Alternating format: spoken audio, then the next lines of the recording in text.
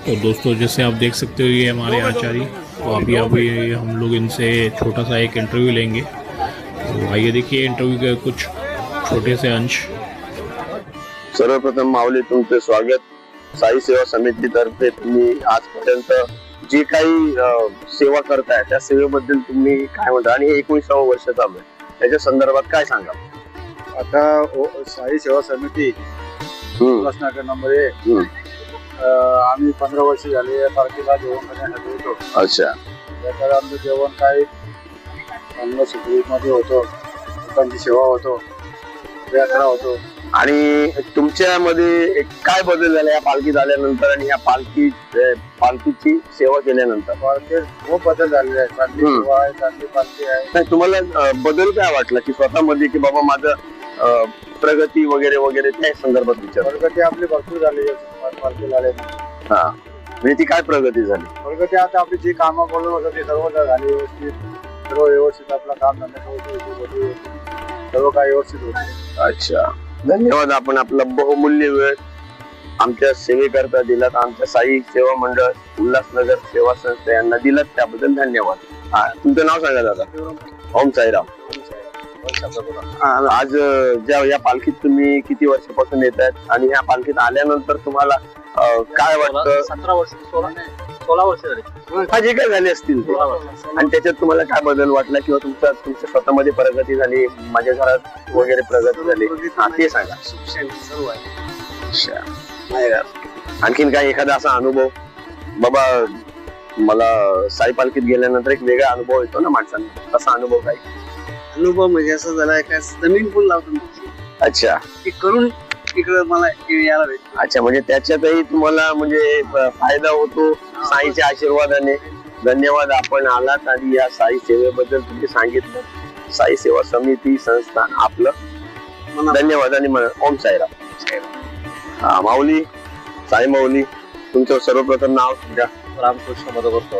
रामकृष्ण मधुकर कोण. आपण या पालखीमध्ये किती वर्षापासून? मला झाले 17 वर्ष. 17 वर्षानंतर तुम्हाला काय काय अनुभव आले? भरपूर आलंय मला. अच्छा, काय म्हणजे? माझी कामं चालू झाली, माझे व्यवहार चालू झाले. अच्छा अच्छा अच्छा, म्हणजे नेमकी कोणती कामं? माझ्या जमिनीचे. अच्छा, हे सगळ्या कामांमध्ये तुमची प्रगती झाली. त्याच्यामुळे तुमच्या पालखीला तुम्ही निरंतर येता, एकही पालखी चुकवत नाही. लॉकडाऊन मध्ये गेलो होतो. लॉकडाऊन मध्ये आले तर आम्ही. त्याच्याबद्दल 30 लोक होते. म्हणजे 30 लोक होते. मग तेव्हाचा अनुभव एखादा सांगा. आम्ही तेव्हा आलो होतो ना, आम्ही लोक तेव्हा 30 होते. ते लोक सर्व म्हणजे आम्ही 3 जण होतो ना तेव्हा. आम्ही लेडीज होत्या 2, एकच होती लेडीज, ते माहीत होती. लोकांकडनं तुम्हाला धिक्कारायचे का त्यावेळेस? तुमचं म्हणजे पसंती होती की नापसंती होती तुमच्या पालखीला? आता लोकांनी रोडवर येणारे जाणारे अडवलेले. तरी आम्ही बोलून त्याला गेलो होतो. पण एक मी असं ऐकलं तुमच्या पालखीबद्दल, करोनामध्ये तुम्ही जी पालखी काढली होती त्या पालखीच्या तुम्हाला घाटामध्ये काही पोलीसवाले भेटले होते. त्या पोलीसवाल्यांनी तुम्हाला हँड्स ऑफ केला होता, म्हणजे तुम्हाला उलट सॅल्यूट मारला होता. त्याच्याबद्दल सांगा काहीतरी. एवढं मला नाही माहिती, मी पुढे आलो होतो. ओके, चला, धन्यवाद. आपण आलात आणि आपला बहुमूल्य वेळ दिला. ओम साईराम. आपले साई माऊली आलेले आहेत दादा. त्यांचा हा एक वेगळा आणि खूप कटू अनुभव, आपला जो करोना काळातला अनुभव आहे तो आपला शेअर करतो आपण तुमच्या बरोबर. तुमचं नाव सांगा? माझं देवेंद्र दिनकर पाटील. मला या पालखीमध्ये टोटल 19 वर्ष पूर्ण पहिल्यापासून तर लास्ट पर्यंत झालेला आहे. माझा अनुभव तुम्हाला तर सर्व पालखीवाल्यांना पण माहिती आहे. काय करतो काय नाही करत. माऊली, जो सुरुवातीपासून शेवटपर्यंत आपण जी मुलांची जी सगळी रांग असते किंवा एका रांगेत जातात ते, तर त्याचं जे कार्य करतात ते कसं करता आणि तुम्ही काय करतात एवढ्या? पहिल्या सिग्नल आपला पहिल्या झेंड्यापासून तर शेवटचा झेंडा असतो तो पूर्ण कव्हर करणार म्हणजे माझ्याकडेच असतो. मागे पुढे कंटिन्यू करून मागे पुढे करतो. अच्छा, त्याच्यामध्ये सुरुवात आणि शेवट. त्याच्यामध्ये 15 व्हॉलेंटियर किंवा 12 व्हॉलेंटियर असतील आणि प्रत्येक ग्रुप मध्ये 25-30 त्या पोरांना हँडल करून पुढे आम्ही पालखी आपल्या स्थानावर नेतो. जे मला मंडळाने सोपवलंय ते मी पूर्णपणे पार पडतो. कुठलंही काम असो, काही असो, त्या कामाला मी नाही म्हणजे मला असं वाटतं की मला बाबा सांगतात. अच्छा, जे काम मला देतात ते माझे बाबा देतात. व्हॉलेंटियर आणि अध्यक्ष आहेत, उपाध्यक्ष आहेत, ते कोणी देत नाही. तो एक भाग तुमचा सेवेचा झाला.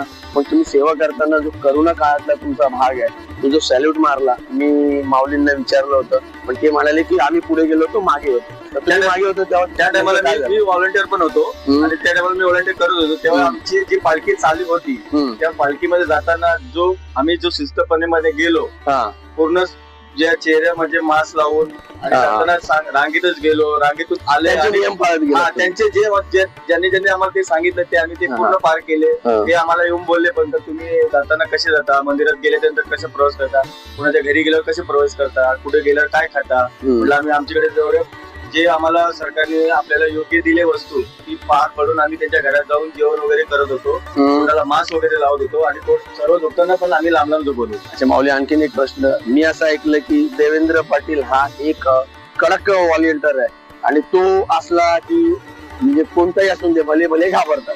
ते याच्यात किती सत्य आणि किती असत्य? घाबरतात म्हणजे कारण काय आहे, घाबरायचा प्रश्न ऍक्च्युली कोणाला घाबरू नका. कोणी कोणाचा नाहीये.